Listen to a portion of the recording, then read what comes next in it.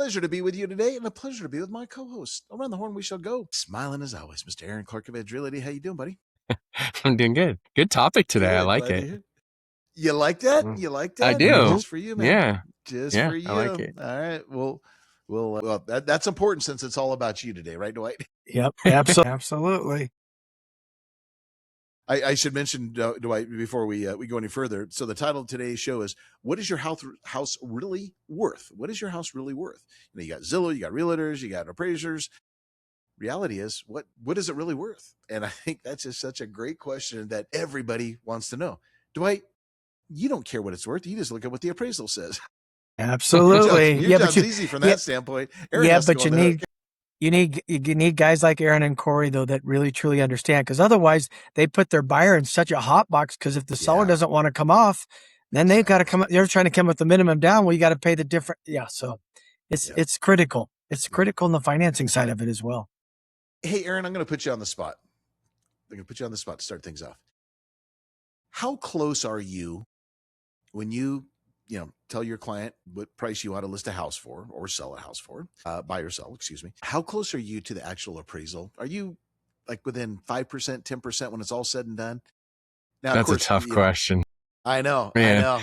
So the values aren't always, or even, most of the time they're not exactly the same, because there's the value of what somebody's willing to pay for something. And then there's the value of what somebody who's issuing a loan determines for collateral. So when a market is very balanced, you have a lot of data, then those numbers are very, very close.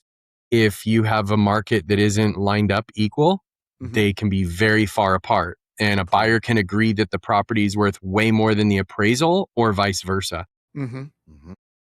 But John, that goes back to Tuesday's show with Corey, when they said the numbers are skewed when you talk about the median home price. Remember, because the upper ends are so that to Aaron's point, wow, you've got a really weird market, and so everybody's looking at that median, going, "Well, my house has got to be at least worth that," right? And so and it's not always that case.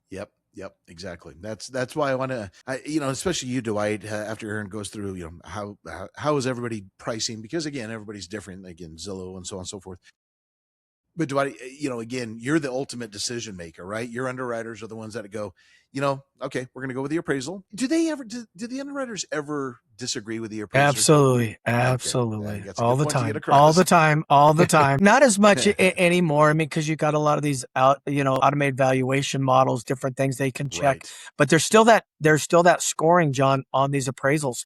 Anytime you get a 4 or a 5, it requires an elevated review. So there's a score on these. 1, 2, and 3, you're good. But if you get a 4 or 5, it's, you got to go back through and get either a second opinion somewhere or something like that. So let me play devil's advocate, which is probably going through all of us real estate layman's minds right now. You got scoring models yourself. Other lenders have scoring models. What the heck do you need? No offense, Richard Lace, I love you, but what do you need an appraiser for? If you guys have your own, which ultimately John, sounds like it's going to be the decision. John, we've been talking about this though for 10 or 15 years about the where you don't need an appraised. I just had one here in Reno where I didn't have to. I got an appraisal waiver. There was enough data that supported the value that was. I've never heard that. Now I don't get a lot of those. Well, I don't get a lot of them. So when you don't get an appraisal waiver up front, then you need the human element. You need the Richard Lace to go out there and do the appraisal, but there's still a scoring model inside. There's so much that goes over it ever since the 08, 09 meltdown, John. We run the loan through a lot of different scoring models, and the appraisal's one of them. See, that's fascinating, Dwight, for those of us, again, not in the real estate industry, because we think the appraiser is the ultimate pricing decision maker, right? But I think it's important that you emphasize this evening when we go through this, that there's a lot of other, I'll call it checks and balances, right? You've got, like you said, your own systems and things like that to really do it. So Aaron, you can start off as the realtor. You start off with one price, even if, I don't know, I'll pick a number. Let's say you say the house is worth $800,000, and let's say it sells for $775,000. Okay, so you're pretty close. But again, Dwight's system has to come in and agree with that 775. If the human appraiser has to come in, they basically have to agree with that. If not, which I want you guys to get into, we're talking some cash out of pocket. If it came in at 700,000, guess what? No one's going to budge, right? It's going to come down to either Mr. Seller, you need to drop your price to 700,000, or Mr. Buyer, you got to come out of pocket for 75,000. That's the and it usually a big swinging component to that is how much a buyer is putting down. Because if they're putting a large amount of money down, then everybody sort of says, it doesn't really matter. I mean, obviously I'm paraphrasing the mentality of that because it does matter, but it's really not as critical when you're talking about somebody putting 30, 40% down versus somebody who's doing exactly 3.5% or 5%, or they're right on the threshold of the no PMI 20% down. Because if they go at 19, they're back to PMI. If they go above that, then, obviously it doesn't matter. So I always know when we have a good topic, because we do this, we tend to start going. We start it before anything else. Before anything else. Yeah, exactly. And so this is going to be a great topic, but now I've got to ask this one final question, then we'll get on to the stock market update. And that is, I know, Dwight, from a lender's perspective, not to by any means disrespect Aaron, but I want to hear it from you as the lender. Does that down payment really have that big of an influence on kind of, okay, so we're a little bit off the appraised value? Tell us from your perspective. John, I've seen deals completely blow up because of that. And the reason, and Aaron alluded to it perfectly. I mean, if you're coming in with the minimum down, that's all you got. You're getting a gift. You're so tight, and the appraisal comes in and the seller is just not willing to budge. Here's the problem on that particular one. I just had a situation come up, and Aaron can tell you this. There's a lot of sellers out there that are controlling the agent, not the agent controlling the seller, feeding them the information. See that everywhere. So it's everywhere. And so that's where the expertise and the real professionalism comes in. But it can blow it up. And to Aaron's point, you're putting 30, 40% down. I really am not overly concerned if it comes in $5,000 or $10,000 off, because I just change your loan to value a little bit. No big deal. But yeah. But are you and John, if I put 5% down and it comes off, 5 to 10,000? Yeah. I'm concerned every time somebody puts the very max. If you think about it from the consumer standpoint, that's not fair. Okay, but no, I agree. But 100%. remember that the consumer standpoint, when somebody's putting 40% down, the pricing variable doesn't change if Dwight tweaks it by 2% one way or the other. Nothing changes. But if you're putting 5% down, everything changes by 1 percentage point, or everything changes by 1 percentage point when you're at 20%.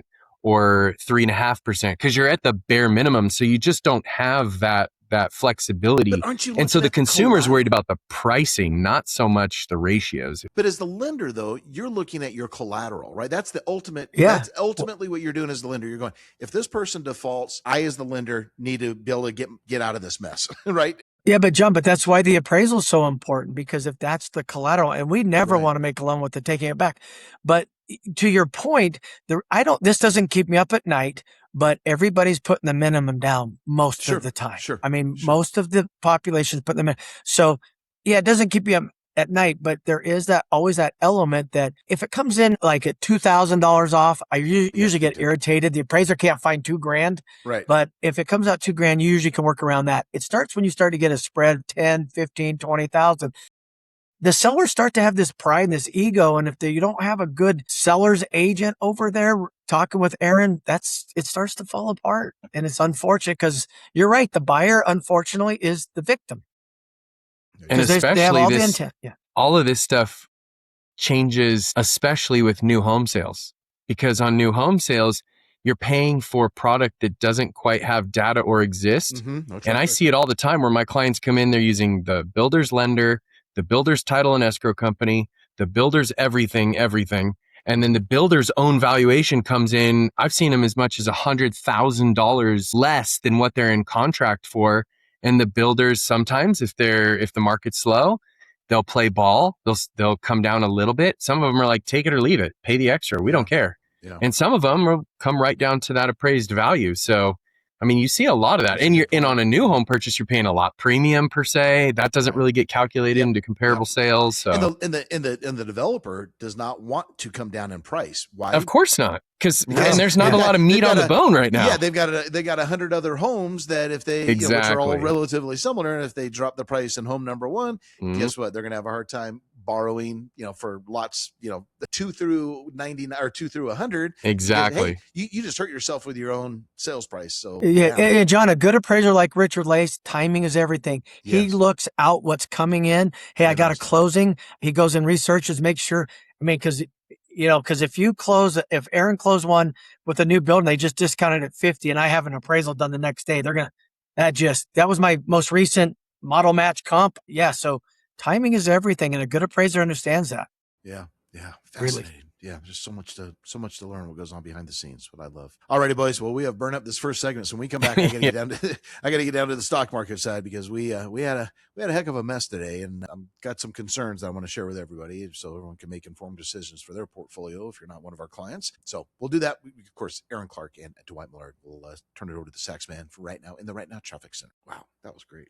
I love segments like that, though. I do too. I love the impromptu, because we're not babbling. This is really good. And it's stuff that nobody really thinks about, right? Right. They don't know I have a scoring model behind the scene. They don't know that if Richard Lace appraises a house one day later after closing on a model match for $50,000, just probably killed us. Richard's really good at that, though. He gets it. Yeah. But see, I didn't know you guys had your own as a lender. I didn't know you had your own valuation data. I thought you just went straight appraisal. Oh, no. Is that runs new? Through. No, we've had scoring models probably for at least 6 or 7 years. No kidding. It's definitely become way more popular, though, across the board, and especially the type of property. Like if you're buying a 1,200 square foot in a condo complex where there's 80 of them that sold in the last month, right? Then it's very simple to discover what the value is versus a custom home where you might need more. Right. Yeah. No, it is the appraiser, and they're starting to become under more scrutiny now, John, because they're seeing around the country what's going on. The market's softening up, especially areas where it is softening up. They're just really scrutinizing. They're making you get additional information. Would your pricing models, Dwight, or valuation models, do you think it takes into account what is going on around the country? If you're absolutely.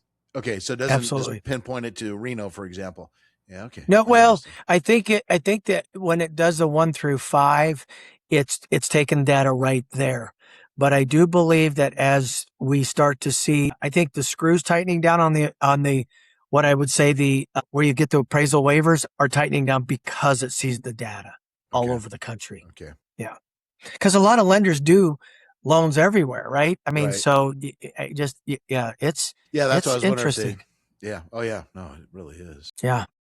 So I wonder who decides what data goes into that algorithm. So if we get a 4 or a 5, generally we have to go like to Clear Capital, which is a local company. They're national, but they're local, and they will do an appraisal review for us for whatever, $150 desk review. Mm-hmm. Yeah. Appraisals are tough to fight if you don't get into. I mean, you can go if you think all they just want is more information. If you can give them a comp or two that supports what you're thinking, they're pretty cool about it. But I as Richard and I talk a lot, it's like, God bless these appraisers.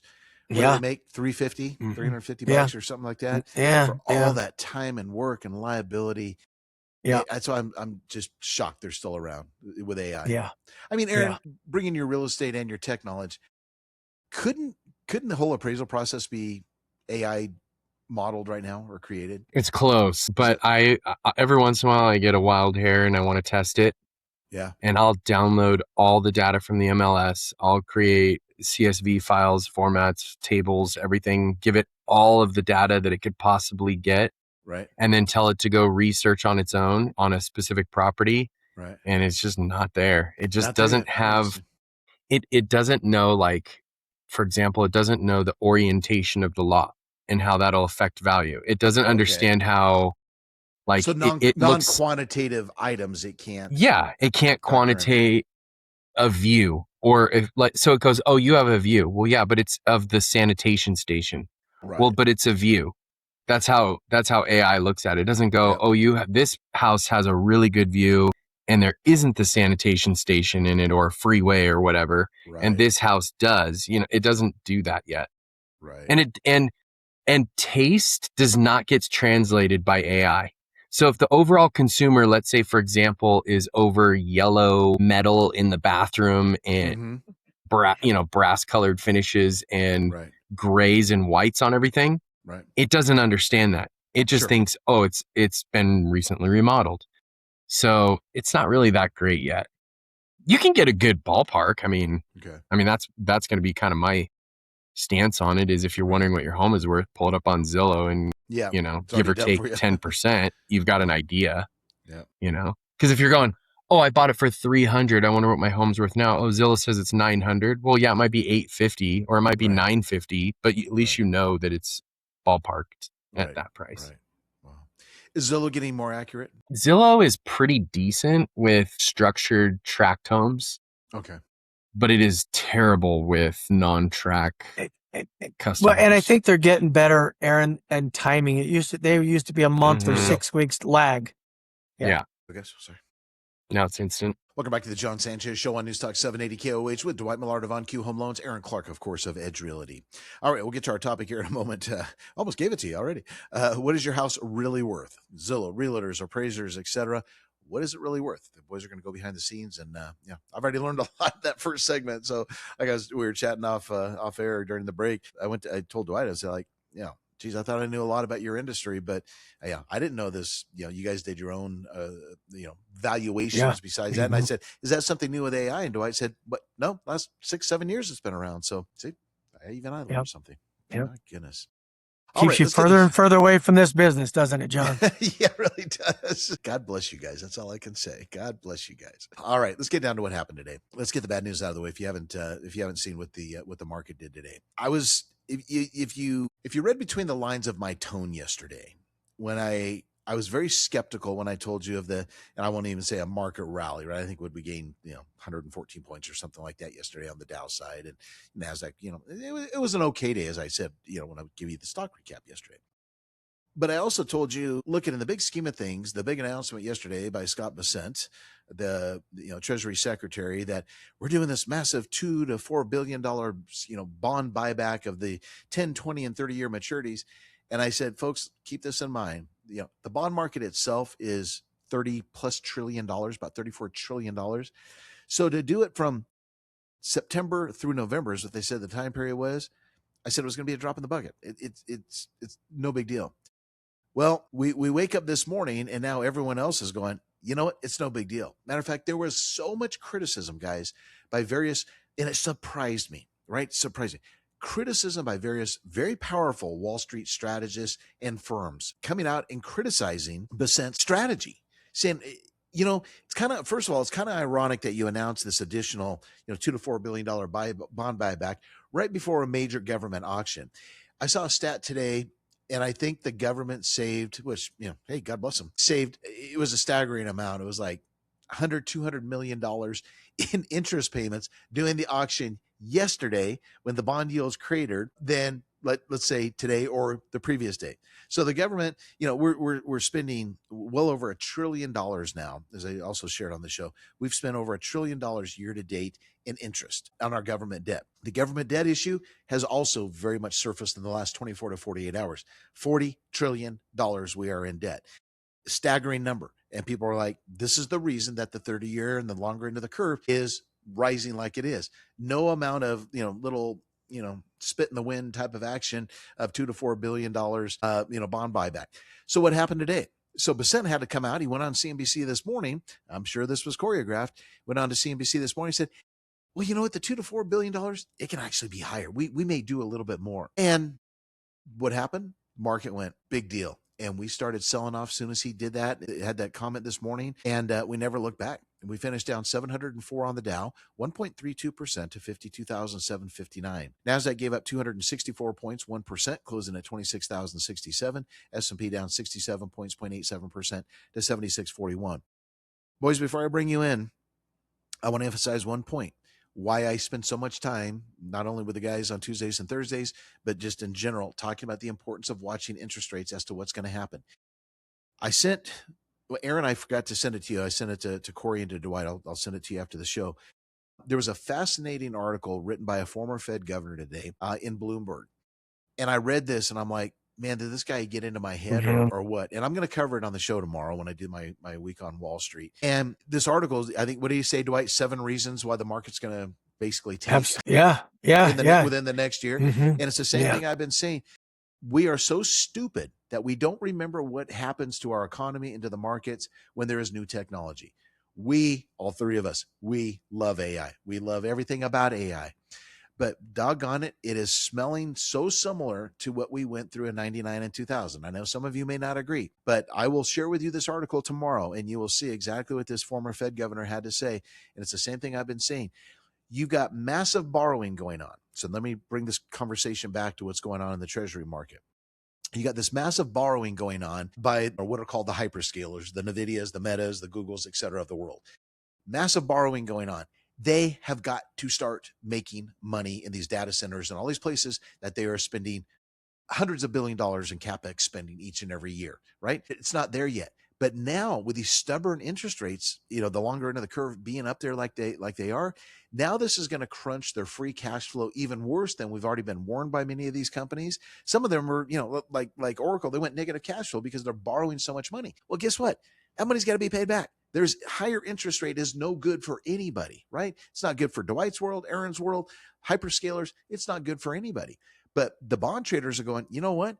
We think there's an inflation problem. We think there's underlying issues with the economy. So, let the Treasury Department do what they want to do. We don't agree what they did as the sentiment on the street, but you know what? We're going to do our own thing. And that's exactly what they did today. They shot the yields up, 4 basis point increase on the 10-year at a yield of 470. And the bond, so watch the bond market. Forget about what anybody in government says what's going to happen and all their little tricks. The bond traders are the telltale sign. Dwight? No, absolutely, John. And and some of the things that get overlooked, I wasn't. We just go over 40 trillion on our debt. So I just said, I read that? 40 trillion. Yeah, 40 trillion. I mean, those are things that put so much pressure the wrong way in which we're going, John. And to your point, when that news came out, I thought, oh, this will be a good day in the bond market. Nope. As you mentioned, that's nothing. That's nothing. This is worse than what you're trying to, right? The little cure you're throwing our way. They are saying this could be worse than the 08-09 time period, Dwight, from an interest rate perspective. I know. No, I'm just saying that's what there's. Like I said, usually you have these Wall Street firms because most of them love Trump and he loves them. They don't bash the president or his strategies. They have this time. It started yesterday, not long after Bassett made the announcement, and obviously they voted with their fingers today on the the sell side of the bonds, which why the yields drove up. So they're not agreeing with what the president did. On top of that, let me throw this in before we go to break. On top of that, you had the president early this morning, in a True Social post. He said that the U.S. would begin, quote, the most crushing economic operation ever taken against any country. Obviously, he's referring to Iran. Bassett in his CNBC interview basically said the same thing. And I thought it was strange. Bassett said something along the lines of, don't expect any major military action going forward. We're going to, basically fight them with financial, sanctions and different things like that. So I thought it was strange that you had a Treasury Secretary speaking for the president and speaking for the military saying, yep, Iran, we're not going to be doing anything against you again. I thought that was really bizarre. So the whole thing is just smelling really weird, guys. I hate to be real blunt. And then oil prices shot up on the president's comments, $2.44 gain to 88.50. It was like you said, John, it's not enough. It's the timing's poor, everything, so it's just like, I don't believe it. Right. That's the attitude, because everything went south ever since that. I mean, we'll get into the mortgages and it was the consumer rough day. Guys, the consumer data point just came out today. I forget what it was. A credible organization. Name escapes me. Came out today and said the U.S. consumer has spent $88 billion extra in higher gas and diesel purchases year to date since the war started. So you think about that. Why does the consumer not have money in their pocket? There's one answer, right? $88 billion that people weren't planning on spending when, January 1st rolled around this year. So all those little things add up. We're hearing it from Home Depot, Lowe's, they reported that, hey, very challenging environment. Walmart today, just terrible. I mean, stock, tanked today. They're seeing it. They're saying the only thing that's really kind of, I'm paraphrasing, kind of keeping them alive is the higher end consumer. You and I and Aaron, we're shopping at Walmart, which I do, or my wife does, versus the lower end consumer can't afford Walmart anymore. Right. So see how the demographics are shifting, the kind of the middle and lower class, which I hate using those terms. they're struggling now. If they're not shopping at Walmart, where are they going? Grocery warehouse or something? Yeah. I don't know. Yeah. But those were, Walmart's comments. Guess today. Walmart's very bougie now. It's a bougie place. It is a bougie place to go. Absolutely. God, I do my very best not to do that. You still grocery shop every day, Dwight? You're like my dad. Pretty much. I still do the grocery shopping. I got pretty good pulse on it. Yep. Man, God bless you. Mm-hmm. Just don't have the patience. All right. Enough of my ranting. I will get off my soapbox and we come back. What is your house really worth? The boys are going to give the behind the scenes of how this is calculated. Let's turn it over to Jack Saban, news, traffic, and weather. Did you guys see that guy that hit those bicyclists in Tennessee? Did you see it, Aaron? No. You got to go read it.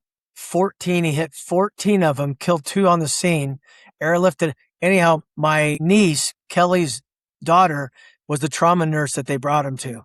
Oh, you're kidding. Said it was a mess. Absolute. How did he hit that many kids?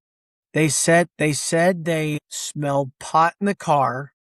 They haven't got the blood or whatever, toxology or whatever, but they're suspecting that he was high. It's crazy. Okay.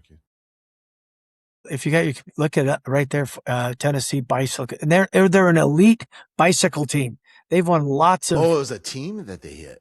It was an elite. Yeah, it's not like a bunch of ragtags. It was an elite team that this guy hit. 14 of them. Didn't even put on his brakes. He was more than just high then. That's what I'm thinking. They're already hitting with vehicle manslaughter. So I wonder, were they in a straight line like they ride in and just dominate? That's what I'm thinking. Yeah. Yeah. What news source was that article on? That was on Breitbart, but I found it on Fox earlier too. No, I mean the 7 reasons we're going to crash or something. Here, I'll send it to you.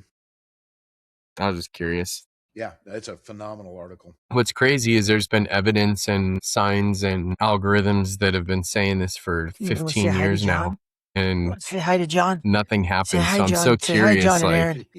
Say hi to Aaron. Cute. Hi, Aaron. So freaking cute. He's like a teddy bear. You know what? If I didn't have a wife, this is a chick magnet. I can imagine. Every woman. That's the cutest dog. Yeah.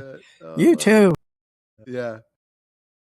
That's so funny. I gotta just keep him entertained. I don't want him to bark, so I'm throwing treats, and it's like now I'm gonna give him a peanut butter filled bone, so he'll be good the rest of the show. Won't you? Okay, Aaron, I just sent it to you. Yeah, great article. Yeah, Bill Dudley, that's who it was, former Fed governor. Yeah, John, everything just feels like it's so on the verge. It just feels just one little. And did you see what was it that they awarded? What was that lawsuit against Meta? $1.4 trillion. Did you see that? I heard it today. They just went to court. You talked to the kids. Well, okay, but it's like $1.4 trillion. You got $1.4 trillion. You got more money than you should have. That's crazy. That's a lot of money. Are you saying that's what they're seeking? That's what. Yeah, I don't know. I didn't get. It was just started yesterday. Did it? Okay, yeah. On the whole, like it's causing kids to become addicted. Yes, algorithm. Yes, addicted. Yeah. Maybe you're right. But that's $1.4 trillion. Yeah, they'll write a check for a couple $100 million and get their hands up like always. Yeah. I think it's a pretty bull crap lawsuit, though. Yeah. Well, we're slowly eroding free speech. Yeah. Well, it's like, hey, parents, you're the parent. Like, restrict your kids or lock their phones or take their phones away. It's not Meta's fault for doing good business practice. I mean, can you imagine? You lured too many people in with your marketing and advertising strategy, so you're going to have to pay them for getting them to use you instead of someone else. I mean, that's basically what this is about. It's almost like, when the tobacco industry, got sued because people smoked and they got cancer or whatever. It's like, is there no responsibility for your own actions? It's the same thing with this shit. But that's it. My babysitter didn't work out. Google didn't work out. Or that's right. That's right. Did you text it to me, John? No, I emailed it.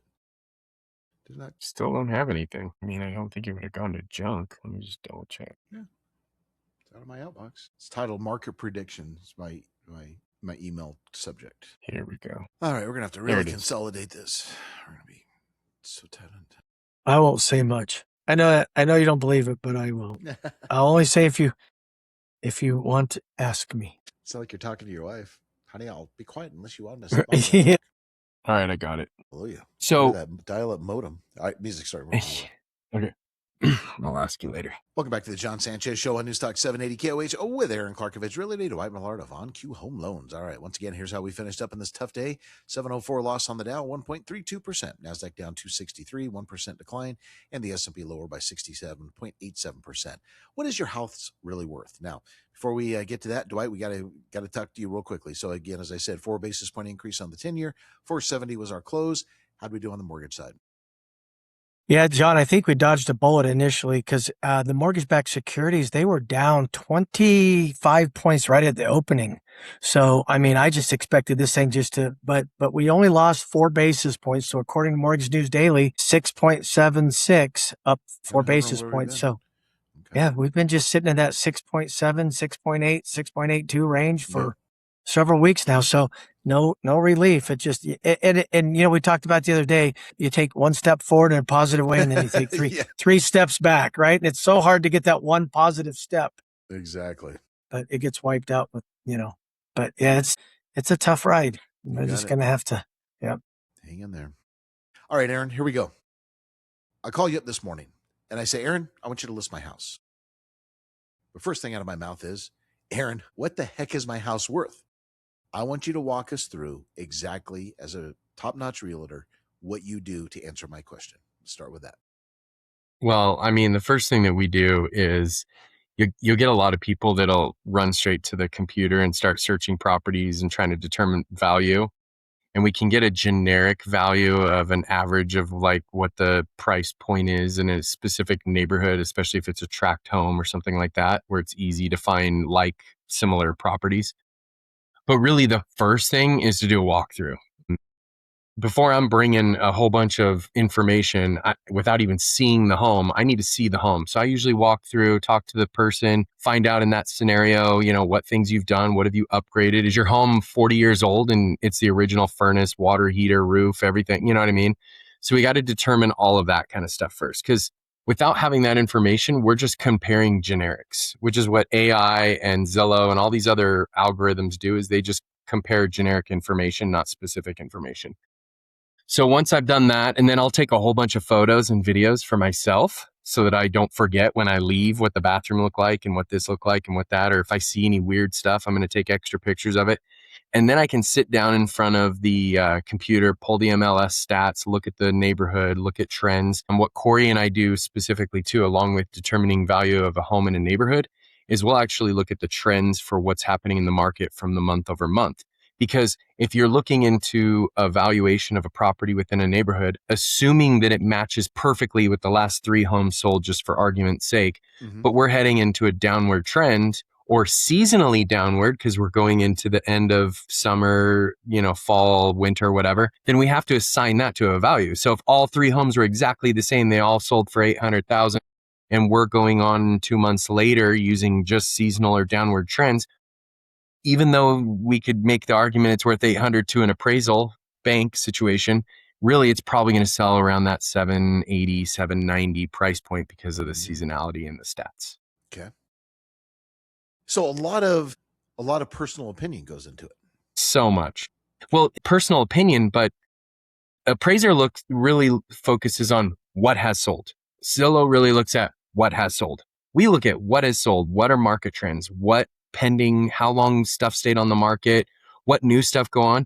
I know my colleagues that are doing stuff. When I sell something, I get a call saying, hey, how was the progress on your property? I'm putting one on down the street in 2 weeks. We're getting it ready right now. They're getting intel from me that no one else can get because they're making those extra phone calls, and that's what goes into it. So I think we're a little more precise to what the consumer would pay for a property, and not necessarily what you are also factoring in forward-looking, like you said, market trends. Well, yeah, absolutely. We have to.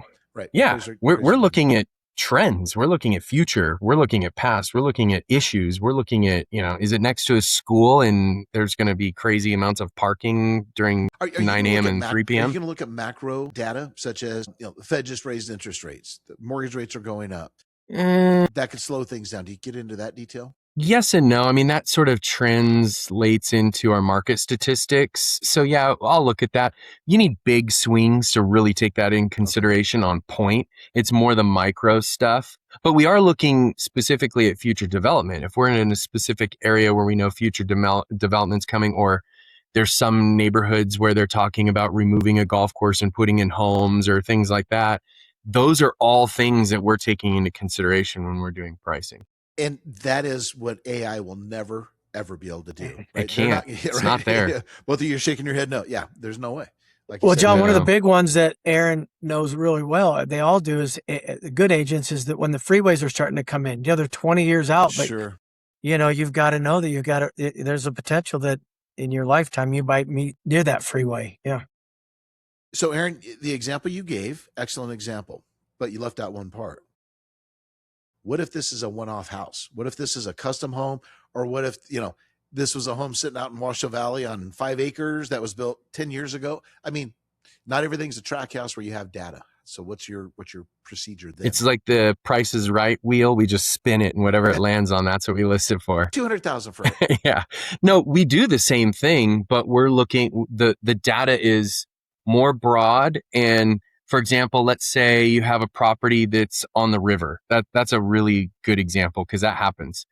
And you don't have anything specific within that area that's common or it's a custom home. You have to pull other custom homes on the river. You have to look at the difference between the two. So if we were going to just get, though, which happens a lot. Well, I mean, you're almost never going to have a home that's not similar to anything, right? I mean, even a Tahoe luxurious home is going to have homes that are similar to it. And so you can look at one and another and determine, okay, well, this one's larger square foot, but this one's nicer. And you can start to figure out how each segment increases or decreases value. It's the same thing an appraiser does with a tract home when they're assigning it for a value for collateral. We're doing it on a larger scale. Well, this home was built earlier than that home. It has more modern amenities. It's going to get a higher value, and we can compare 3 other homes similar to that and how much they gained in price. And then we can come up with sort of an algorithm of what the value is for that specific part. And then when you add them all together, you come up with a value price point to start your listing at. And John, on a one-off house like that, that's where you need someone like Richard Lace, because the lender will allow you to go outside of the area, but you've got to write a narrative of why you have to do this. And the better the narrative, the better the case that you make for it, they'll allow you. Typically that doesn't usually happen, but there's some flexibility. So if you're doing a house in Washoe that's completely, and you got to go to Tahoe, you just got to explain it. And they'll understand that. So to Aaron's point, you'll always find something that will comp with it. Whether the underwriter buys it or the investor buys it, that's another thing. But generally, is with enough narrative, you can get through it. Okay. All right. Excellent stuff. We'll continue on our discussion with what is your house really worth? Let's wrap it up with the Sax Man in the Right Now Traffic Center. Aaron, I can't imagine that the average real estate agent can go through all that and figure out an accurate price. Really? They don't. I didn't want to say that, but I mean, I wanted to say it, but I'm not going to. No, I appreciate you not saying that because that would be a hard one to try to discuss. But no, what I find, and I will be fair, there are some times when you have a super custom situation where, like I had this one in Washoe Valley that backed up against, it was next door to the campground there, and then it backed up against the Washoe or the county lake, like national forest, whatever it's called. And it was on Peppy Sand was the street, and it was super unique. It was a log cabin style feel. Parts of it were permitted. Parts of it, they did it themselves. Then it had a huge detached open span metal garage. It had some agricultural stuff, etc. It was not an easy one to figure out price point on it. So you can kind of look at it and when you look at research and everything and you go, okay, I kind of know that the value is going to be somewhere around, let's say $1.2 million or whatever. And then you talk to the seller and they're like, I bought it for $500,000. I did all this stuff. I'm not taking less than $1.1 million. And then you're like, yes. So you keep the $1.2 million to yourself. Okay. Well, it's not that you keep it to yourself, but strategically speaking, like if you put something on the market that has a value that other people will perceive to be higher than what it's listed for, then it's going to go really fast and it's going to get more traction. Well, that's what I was going to say. So in a custom situation like that, do you tend to have the first price listing higher than what you really think you're going to get? Because really what you're doing is you're just testing the waters, right? You don't really know. All of it. I mean, I always tell people, I go, listen, my job is to take all of this information, make an evaluation, and then see if we get a bite. I mean, that's the reality of it. I would never say that publicly because it just sounds so ridiculous. But when you actually sitting down with the seller, they actually appreciate that. They're going, okay, that makes sense. And then I go, and then the biggest part of it is once we've done that. What's that? I'm sorry, we just said 30 seconds. I said, once we've done that, then we need to react quickly if the evaluation is wrong. If it's too low, too high. You can't really ever be too low. But if it's too high, we need to saying, Aaron, you listed it for 1.5. I'm going to challenge you. Validate. Tell me how you came up with that. All the time. Okay. Yeah. But that's just because they're lazy. Yeah. Okay. Or they want to pick a fight. They're a Karen. There we go. Yeah, exactly. Welcome back to the John Sanchez Show on Newstalk 780 KOH. We're talking about what is your home really worth? We're going to get into the Zillow mystery here in a moment. Aaron, your phone number, sir? 673-6700. Mr. Millard? 240-2022. Great. Thanks, boys. All right, here we go. Aaron, the Zillow question. Zillow says my house is worth, I don't know, $925,000. How much confidence as the owner of that house should I put in that automated online home valuation, Aaron? I mean, again, if it's track based and you have easy duplications of your own home, so a condo, for example, in a complex where there's 50 of them sold in the last year, you can put a pretty high stock that value is very close. But anything outside of that, it's algorithmically what it will do is Zillow works off of a geo fence of, let's say, a half a mile radius. Okay. And then it starts plus and minusing based on bedrooms, bathrooms, square footage, garage size, lot size, etc. And that's how it determines value. It doesn't even use like an AI algorithm interpretation. It's strictly using algorithm based on data points. So it's a formula as opposed to an evaluation. So what you're saying there is Zillow has no way of knowing that you just recently put in, I know it's not hot anymore, but let's say it is, granite countertops, and you just did a kitchen remodel with new appliances. Zillow has no way of knowing that, so therefore you're not going to get credit for that. That's where it's only going to know your criteria. It's like when you go to go buy a new suit and they're measuring every part of your body to determine the fit. Right. Like it only knows that information. It doesn't know anything else. Dwight, if my appraisal comes in lower than what I've offered and my offer has been accepted, does that automatically mean I've overpaid? That's a tough question. I mean, based upon the valuation, you would say that, but I mean, a lot of buyers still are okay going forward with it, even if there's most of the time what Aaron would do is, hey, we got to go renegotiate it. We've got to go talk this over and make sure that, they understand it came in lower than what we're paying for it. But a good, Aaron, correct me if I'm wrong, but a good smart borrower with a good agent's going to know they're overpaying at that current market condition. And sometimes you have to get into contract, but you need to make sure that the contract's contingent upon the evaluation coming in or the appraisal coming in at the purchase price.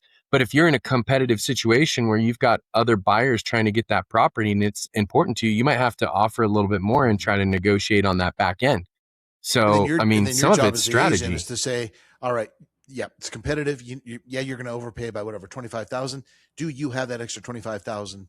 It could be that, yeah. Because Dwight, you're not going to win more than what the appraisal is. Exactly. Sure, in a seller's market, absolutely. In a buyer's market, it's not really so much that. I mean, I've had a few recently where we had to sort of overpay a little bit to beat the competition to get into contract. And then on the back end, we got it all back because we use that as a strategy to win.